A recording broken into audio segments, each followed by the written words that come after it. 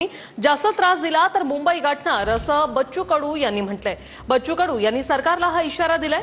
बच्चू कडूंच्या अन्नत्याग आंदोलनाचा आजचा चौथा दिवस आहे। तर शेतकरी कर्जमाफीसह विविध मागण्यांसाठी बच्चू कडूंचं अन्नत्याग आंदोलन सुरू आहे। स्वतः बच्चू कडू आहेत। भाऊ, आंदोलन पेटलेलं आहे, मंत्रालयाबाहेर आंदोलन केलेलं आहे कार्यकर्त्यांनी।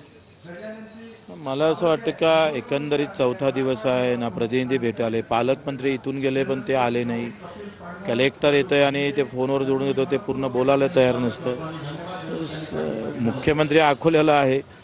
काल राम ठाकरे नावाचा शेतकरी मरण पावला आणि हे शेतकऱ्याच्या आत्महत्यावर, त्याच्या छाताड्यावर पाय ठेवून कार्यक्रम घेण्याची तयारी दाखवतंय।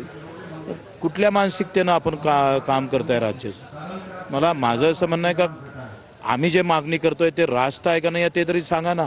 तुम्ही असं म्हणाले पाहिजे मान्य आहे पण आता आम्ही ते करू शकत नाही, कारण तर कधी करणार आहे त्याची वाच्यता करायला तयार नाही मुख्यमंत्री। मौन व्रत का पाळलं, का कधी ते बोलणार आहे त्याची वाट पाहत आहे राज्यातले शेतकरी शेतमजूर लोक।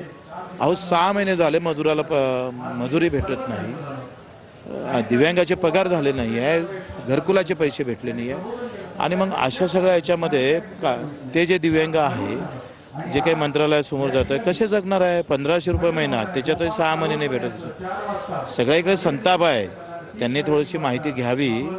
आम्ही आंदोलन करतो हे त्यांना मूर्खपणा वाटत असेल तर त्यांनी ग्राउंडवर जा ना म्हणा। ग्राउंडवर काय अवस्था आहे बघा थोडंसं।